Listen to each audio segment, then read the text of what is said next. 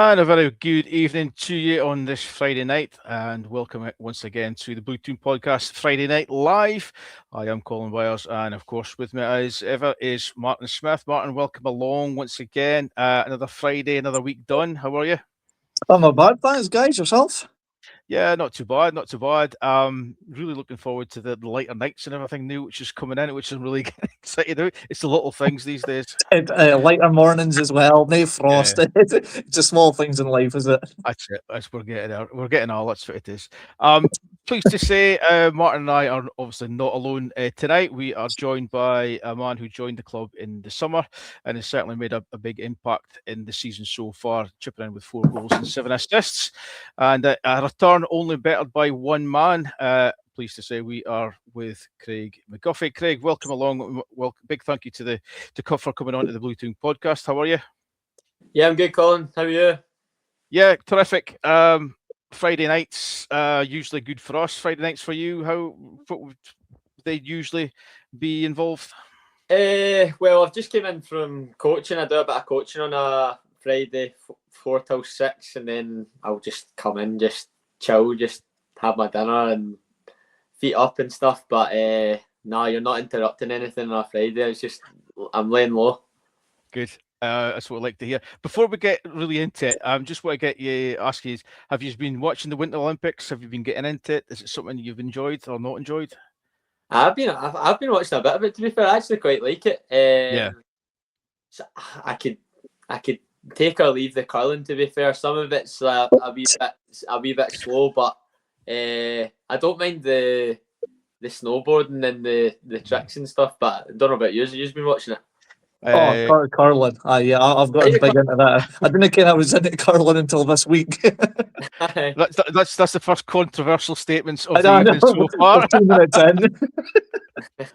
I can take it or leave it. Well, it's all right. I mean, it's a bit too slow for my liking. I know it's a good few Scottish boys doing well. Boys from I know there's a boy from Stranraer that one of my pals is quite pally with. They're obviously doing well. Into the final tomorrow, I heard. So yeah, they're doing well. Yeah. So we'll be hopefully tomorrow we'll have 3 points in the bag and then home and watch the final of the curling. That's my plan for tomorrow. We'll get onto that a bit later. But as ever, we are live on Facebook. So if you want to get any questions into Craig, get them into the comments, and we will do the best to get them on as well. But Craig, as you said, big sort of start for you since you joined in the summer. How have you found it so far? Yeah, I've really enjoyed it. Boys have been brilliant, the managers and obviously Jamie as well. Like that's kind of how it came about. Probably mainly through Jamie. I knew him from coming in and doing a few sessions at his work at Ultimate Soccer. Then came in, and yeah, the boys have been brilliant.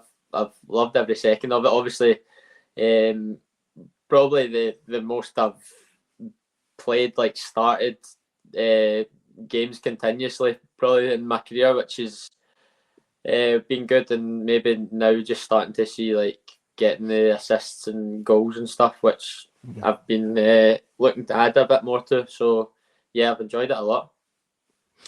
We'll talk about one of the games you certainly is the start on Saturday just passed down at Kelly Hearts. The game ended 1-1. What was your overall take on the game? I think we could have played better. It's not the best we've ever played, and obviously we went 1-0 up, and we came in at half time, and even the boys were saying like we're not really playing well. But I suppose sometimes that's the sign of a good team when you're not playing well and you win. But it's kind of just that story that's been happening throughout the season. Maybe just seeing it out in the last 5 to 10 minutes. I know I seen you guys put up that stat with the 5 games that we've dropped points. So and where we would have been in the table. So I feel like that would have maybe reflected better on how the team's doing, where we would have been. I think that's where I feel like we should be in the table, which is disappointing. But I suppose that's kind of a good thing when you're looking at the progression from last year and coming up into a new league and stuff. So I think overall the season's been good, but yeah, that game was disappointing. Can I just say that post wasn't I meant to be a dig? It was No, more just an observation, just in case anybody thought it was like that way. It was more of a no. We could do better kind of thing. No, to be honest, I was thinking that before you even put that up, and it had been mentioned. It's something that had been mentioned about. Obviously, the Stenhousemuir game's still in our memory as well. It's even worse. So you're 2-0 up and you lose the 2 goals. So it's obviously something that we've thought about even before Saturday. But got to just try and look at the positives. Maybe or try and put a spin on it. We've been away to 3 teams and unbeaten. And then if you go wins tomorrow, it's kind of like you're looking at 4 unbeaten rather than like putting the negative spin on it. What is the overriding feeling? Was it a case of it's still 3 unbeaten away to teams that were in the division last season, or is it that more we're 2-0 up against Steny, we were then beating Kelty until late on in the game? Is it more frustration at dropping points, or is it more of a fact, well, we're 3 unbeaten? I think initially you're probably just gutted about where we could have been. I think I think we should. I think maybe we are looking at that a game like Kelty at the bottom of the league. Like we should probably be going and winning there. Yeah. I think probably when you're 1-0 up, we should be more in a position to maybe go and go get that second goal rather than maybe because of stuff that's happened in previous games. Maybe subconsciously we're trying to hold on, and maybe that's kind of why we're conceding these goals rather than maybe doing what we're good at, which I think is probably going forward. But I think there's been parts that we've had a bit of luck against us as well, which does happen. But I think overall the group's positive. I think we're still in a position where we can. I believe we can still go and get playoffs. So yeah, I think the boys are positive overall. Just to get the first comment in, Craig's obviously watched this, and I think suggesting that I'm digging myself a deeper hole with the comment there. Back to the Kelty game, then. I think that the overriding thing was it was almost like a game of 2 halves. We obviously played better first half. They seemed to come out second half a little bit better. Did you find that as well? Yeah, I thought they played quite well, but I thought maybe we could have put them under a bit more pressure. But yeah, obviously these are. I think we said after the game as well. These aren't just because they're bottom of the table. It doesn't mean they're a bad team. It's just the position they're in. Obviously, they've got good players in their team, and obviously the boy Cunningham comes on and does well. It's a brilliant goal. Sometimes you need to appreciate what the opposition do as well. But yeah, I think overall, like it is disappointing, and I think they did maybe come out better second half, but I think we've got to look at what we can control, and maybe we could have made it harder for them. Talk us through your goal then, probably the more simpler goals you're going to score in your career. Yeah, it's just kind of maybe something I need to add into the game more. Kind of those kind of scrappy goals that you're following in and alive to that one. I think there's been a couple maybe even in that game after that. I probably could have got into the back post with one of Max's crosses. So just try to get in those areas instead of maybe hanging back and trying to score from outside the box, try and get in there. That's where you get your numbers, I suppose. When you're playing in a game like that, do you, or just a game in general, do you judge your own performances by those moments where you're just talking about there you've scored, but perhaps you could have scored another one, or do you look at the overall game and your overall performance? Yeah, I'll probably look at overall, but I think I've had chat with the managers and Jamie and stuff, and like you need to try and get those goals and assists because that's kind of where you're judged at the end of the season. But I think I personally go and look at like everything I've done, and maybe Saturday I got the goal, but maybe it wasn't the best I've played. But yeah, I've got to. I think overall I'm trying to get the goals and assists up while still trying to play well at the same time. Yeah, because I guess the position you're playing in, as you said, you're going to be judged on your assists and your goals rather than anything else, aren't you? Yeah, 100%. So let's take you back to the start then. For you, how did your footballing journey start? Where did you start kicking a ball, and where did your first sort of team start? My first professional team was at Ayr United. I think I signed there when I was about 14. Just came through the youth team, and then I made my debut when I was about 18. I think we might have played Albion Rovers, but I think we actually got beat. I came off the bench with Ian McCall.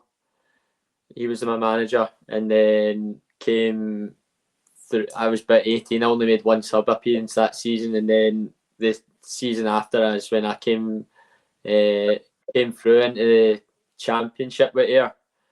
And yeah, I had a quite a good season that year, just off the bench and stuff. It was when Hibs were in the championship, with like the likes of John McGinn and Jason Cummins in the team. So it was a good experience going and playing against like those types of players at Easter Road, and yeah, it was good experience. Yeah, that was good. How much influence was Ian McCall for you in those early days then?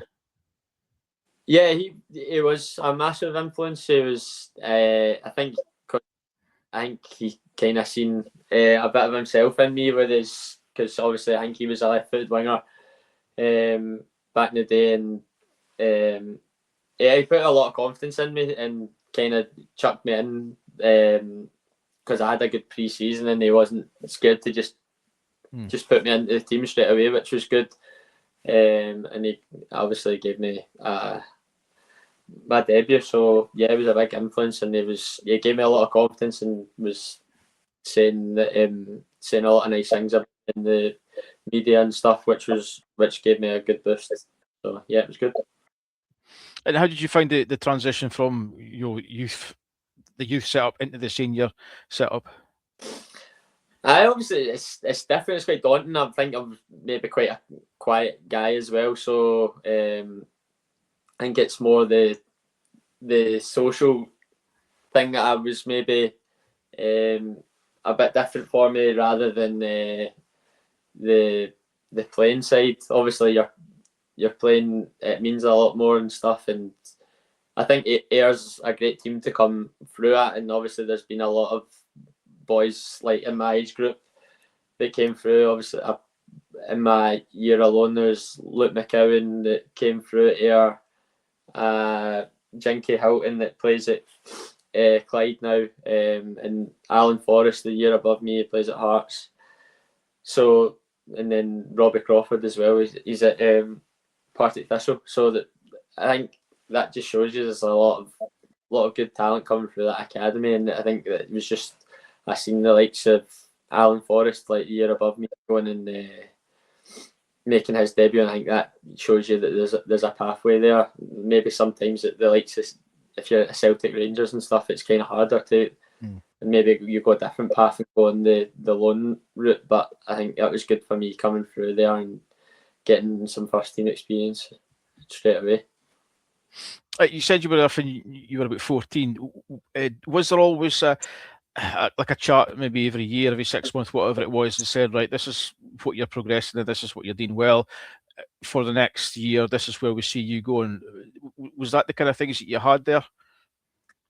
Not really. I think it's I can't really remember that. Maybe they do that nowadays, maybe a bit more like sort of hands-on, but I think they just kind of train, play, get to the end of the seasons, kind of where they would say, "Oh, we're keeping you," or we're not, sort of thing. But I actually, like, my first year, because I was born in December. My first season at Ayr, I actually got held back a year. So, like, there's a jump from under 15s to under 17s. So I was meant to go to 17s, but they actually held me back because they didn't want to release me, but they didn't think I was ready for that jump. So I think that was maybe really good for me as well, that they then recognised that, and I think I had a really good season then. And then maybe 2 years later, I'm making my first team debut. So I think stuff like that's obviously good, and they obviously could have just released me at that point, but they still believed that I could go and have a career, which was good. There was one season, I think it was 16-17. You had a really good Scottish Cup run. Got to the quarterfinals, but I think ultimately that season you end up being relegated at the same time. So, bit of a sort of mixed bag for you that year. Yeah, personally, it was a really good year. Like, as I said, it was just getting lots of games in the championship, but obviously we did end up getting relegated. We were part-time that year, and then we got relegated and ended up going full-time in League One that season. So it might sound bad, but personally I wasn't really that gutted about getting relegated. But like, we were going into full-time football. I was at uni, like, I didn't really care about uni. And I was happy to just done that and go and be a full-time footballer. So I wasn't really gutted. Like, obviously gutted for the club, but I knew that even that next season that we had plans in place, and we ended up winning the league that year. So it was a great year for us, and obviously that year we got a good Scottish Cup run, as you said. We got to the quarter final. I think we had a few good results in the league. We beat Hibs at Easter Road, one of the games, which was amazing. But we actually got beat off Hibs in the quarter final of the Scottish, which was a bit gutting. Which I think is the season they went on to win it, wasn't it? It could have been, yeah. It might have been, yeah. I actually scored that game. Sorry to bring it up, but I scored that. No, you want to mention it?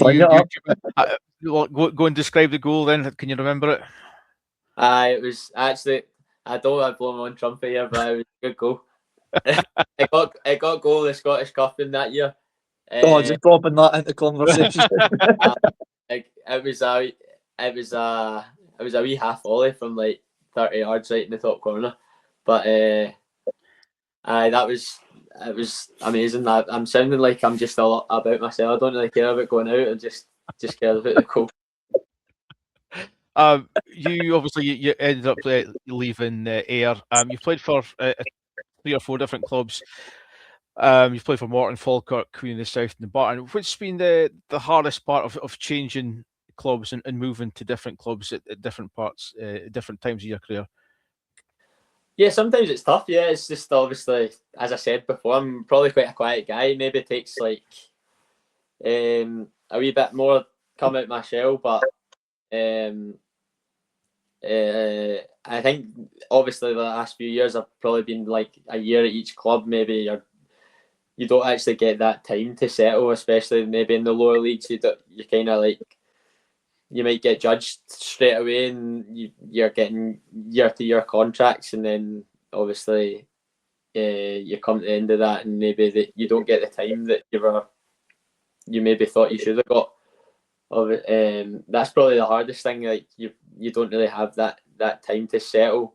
Obviously, maybe it takes 4 or 5 months to settle, maybe, and then the season's almost done, and your clubs are already looking at next year. So I think obviously I had 2 years at I had maybe almost 2 years at Morton, 2 years at Falkirk, and then since then I've kind of jumped about maybe year to year. But I'd say this is probably the most I've enjoyed it since I've left Falkirk, like this season. Obviously last year was a bit of a disaster with Dumbarton. I got it was maybe I made that transition from full time to part time, and then Dumbarton become the first part time club in Scottish history to go into administration. So I think that was a bit of bad luck there. So yeah, but I feel like I've really found my feet recently here. So the managers have put their faith in me and just keep playing me, which has been the best thing for me. I'm going to give you the opportunity to brag about another goal of yours. Cast your mind back to the COVID seasons when you were playing for Morton and you scored at Tynecastle as well, which I think is an anniversary today. I saw that popping up. So again, describe that one and how different was it to score at Tynecastle in an empty stadium? I actually seen that today. It was on Twitter. It was obviously a weird season. I would have loved to have played at Tynecastle. That was the only time I've played there, like with the fans, because obviously everyone's said that it's like great atmosphere, and obviously that you could even feel it like when you're there because the stands are so close to the pitch. But yeah, that was a good moment. I think we ended up having a few good results like in the running with Morton just to try and stay up. Obviously, we just stayed up through the playoffs. But yeah, that was a good moment for me. That obviously scoring against Craig Gordon as well, which was like a big moment. He's obviously a legend, so yeah, that was good. What did you make of playing during that COVID times? Then we sort of look back on it, Martin, myself. Sometimes we look back and go, we sort of chuckle as to how bizarre and sort of stupid things seem to be. What was it like for you as a player at that time? Yeah, it was weird. Yeah, it was just obviously you look back, it's a bit of a blur into it, like how life was like that, and you didn't even know what outside was like at one point. But we just it was weird going into football and just try to get on with it, and there's no fans, no atmosphere, but maybe sometimes that worked in our favour, especially like going to Tynecastle and there's no fans. It kind of like acts as a bit of a leveler, and maybe that actually helped us stay up in the end, get a few results, and get ourselves over the line, which was good. You mentioned playing for Falkirk as well. Reluctantly, we're going to give you another opportunity to discuss your hat trick. I think you're one and only hat trick that you've got in your career. Yeah. When you scored against us down at the Falkirk Stadium, and bizarrely, I think you only played 14 minutes in that game, 16 minutes, something like that, because you came off the bench and scored a hat trick. Tell us all about that now. That was crazy. Yeah, it was just I was probably going through like a tough time with the like playing and stuff. Maybe sometimes I was just on the bench all the time, and maybe sometimes not even coming on. So I think Peterhead were maybe going through a tough time at that point as well. So good say that. I think we were 2-0 up, and I think we were meant to be playing Dunfermline the midweek, so I actually ended up getting a bit of time on. Maybe they were trying to rest some boys and stuff and put me on, and yeah, it was just mental. I don't know, just everything that I touched just seemed to work. So it was I can't even describe it. It was just crazy feeling, like I can't believe it happened. Because your first team was inside your own half, wasn't it? I think the goalie just slipped, and I think maybe like I was just at that point I didn't actually I was playing with no fear because I was kind of on the bench and not getting the minutes that I thought I should have been getting. So it didn't really matter if that went into, like, if I missed the ball, if they went in Rose Head, I probably would have. If it did ended up going in, it didn't really matter because it didn't really have an effect anyway. So I was just playing with, like, I didn't really care. So I think maybe I should start doing that more often. Especially if, sometimes when you've got the wind at your back at Balmoor, maybe you should. Yeah. Was that game or was that hat trick mentioned during your discussions with Ryan and Jordan? They did bring it up. They brought it up. Okay. I should have brought it up. I think a few of the boys were playing. I think Andy and Jack Brown said he was behind it. I think on the pitch when it happened. But I'll try. I've not really brought it up that much yet. How did you find the transition from full time into part time football then? To be honest, I found it quite difficult. I was obviously at Queen of the South, and I had maybe about April time. I hurt my shoulder. I came off in a game. I can't remember exactly what I'd done, but I sort of messed up my shoulder. I had to get shoulder surgery, and I didn't play the rest of the season. So obviously out of contract, and I couldn't really play and show myself. New manager came in, and then I didn't really know what was happening, and then it's kind of like you're full time, like that's your job, and then obviously like it didn't offer me a contract. I had to go part time, and you're kind of scrambling about, not knowing what you're going to do. Obviously, I've got a house, and I stay with my fiance now and stuff, and I've got bills to pay. So obviously, it's quite tough at that point, and I managed to make it work, obviously, and the manager at Dumbarton offered me a job and stuff, and I tried that. I didn't like it. But I've managed to get myself in a good position now, and obviously that's been almost 2 years that I've been part time, and this is probably the most settled I've been. Can you see yourself going back to full time, or do you think that's part time's?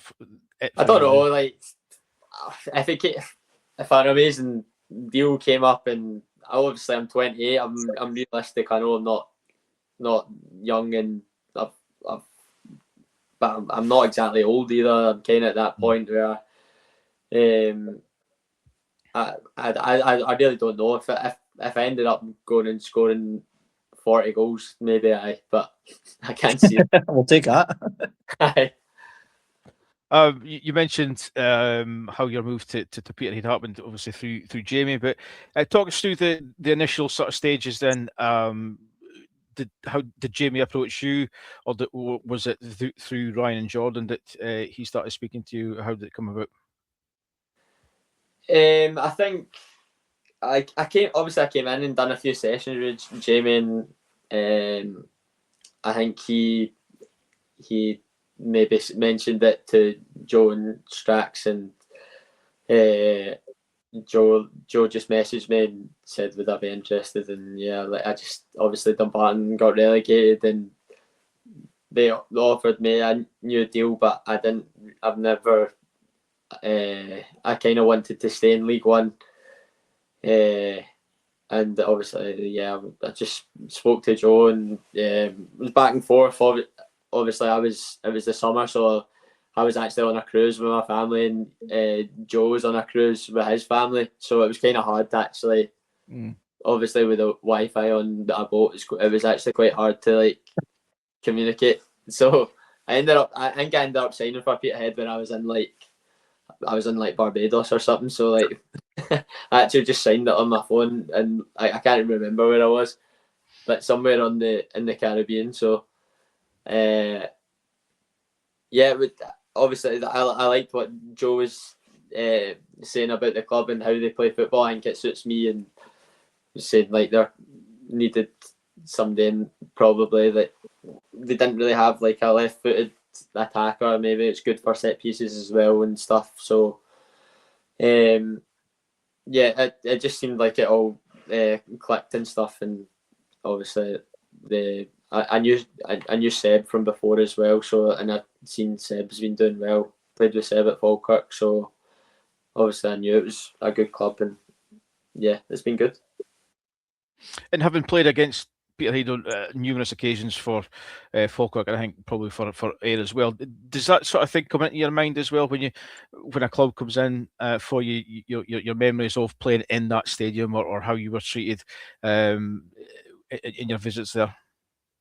Yeah, I think that's definitely a big part. I think obviously like the way you are treated is it's brilliant up there. The way the club's run and stuff, and obviously Sharon does a great job with stuff around the club, and obviously you come and you get your food and you're well treated as you're leaving, and that doesn't really happen at every club. So it's something that definitely attracts you to the club, and obviously there's nice people up there, and it's got a good feel about it, because there is lots of clubs where that's not really the case, but not name clubs, but like I think it's probably the nicest club that I've been to in terms of the people in it, and the fans and stuff. It's been good. After we come off the live, you can tell us the clubs. You can tell us the teams. You can tell us the team. What was your first impression of the squad when you met up with them for the first time? Oh, it was good. It was good quality. I think they obviously done well to get over the line last year, and kept the majority of the boys. So I think that's been shown in the results this year. I think you've kept that stable like base of players, and maybe added a few like myself and Niall, and obviously the other boys as well that have came in. But I think the quality's been very good, and I think that's shown in the results, and we're comfortable on the table. And obviously I've said that we'd probably like to be pushing more the other way, but I still think that's to come. I think we've got some games. We've still got a good amount of games left, so I think we can still go and push that other way. You've said a couple of times that you're really enjoying, and this is probably the best point in your career in terms of the amount of games you're getting, etc. What is it that it's making you enjoy this season more than maybe other seasons you've had? I think the fact maybe that sometimes like I'm not going to have a good game every time, especially out in the wing. Sometimes maybe teams set up in a way that doesn't allow you to get the ball as much, but I think there's been times I've not had a good game, but the managers and Jamie have still put me in there, maybe give me that 5-6 games to actually like settle in. Like I said before, sometimes you need that, and that gives you confidence that maybe like I don't need to have a perfect game here, but they're going to back me to play. And I think the more you get that, the more you actually see the results. Like I think if you're trying too hard and trying, especially out in the wing, you've got that in the back of your head that I need to be amazing here, or I'm not going to play. So I think that's helped me, and maybe that's helped me play better. I think maybe I'm playing a bit more relaxed, and maybe that does come with age and more experience as well. Because like the position that you're playing in, almost like a striker, you sort of thrive on confidence. You know, if you're getting an assist, you know, a game or whatever it is, you're chipping in with a goal, you're sort of thriving on that confidence.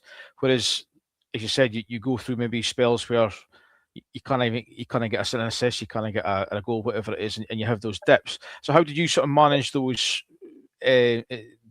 confidence blips, if you like?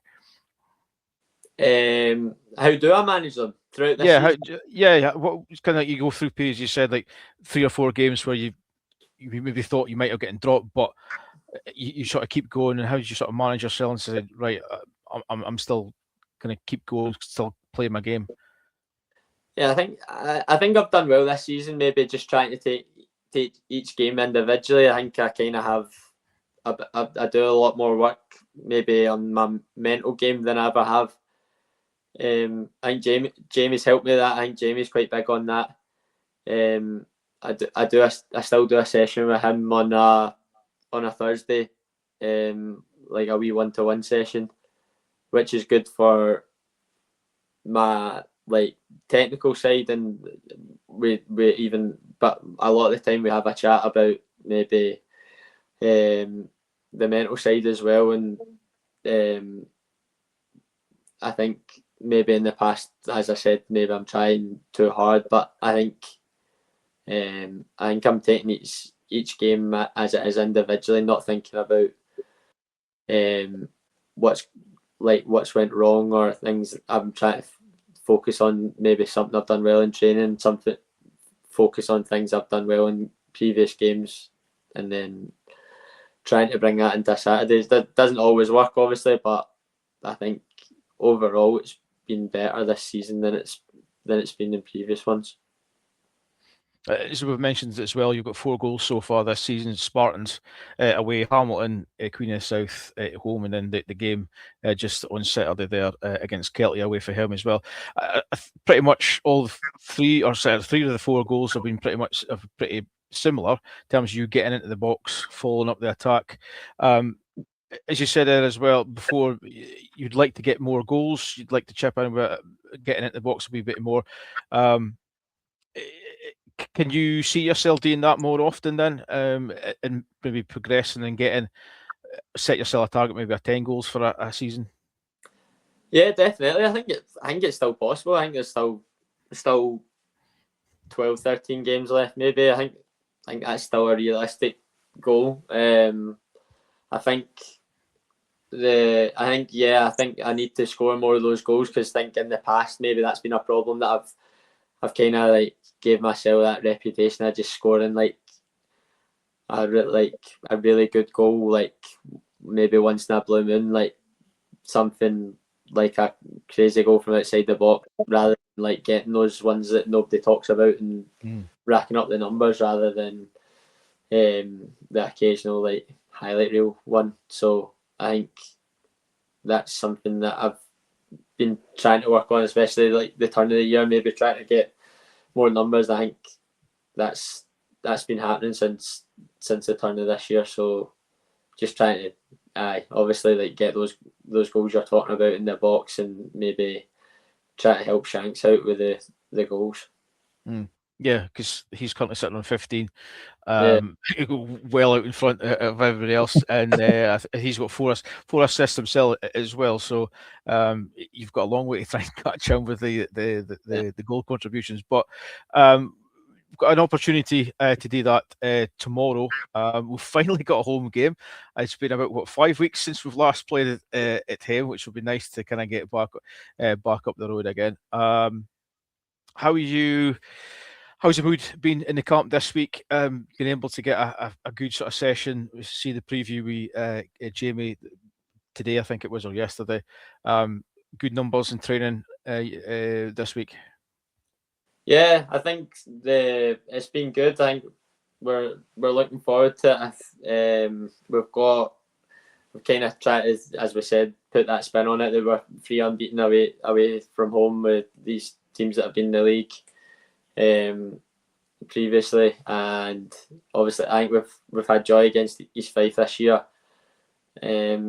So just looking for something similar. I think the boys that have came in over January have been good. I think that's gave us a wee lift.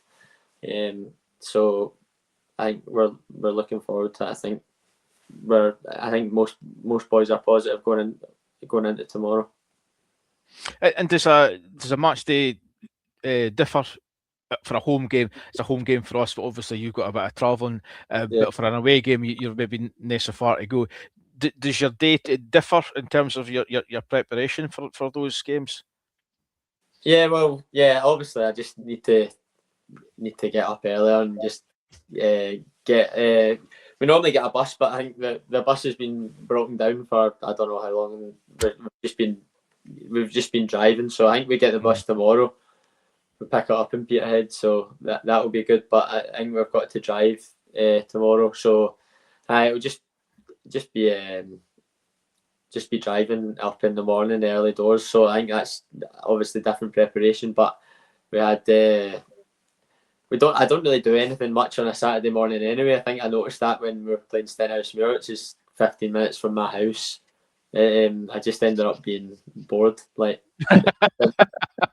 don't really do anything anyway, so I don't really mind the travel on the way up. Sometimes on the way back, it's I would appreciate getting there a bit quicker, but like it's no biggie. I'm used to it by now. Yeah. You've said about the bus. How are the bus journeys up to the home games then?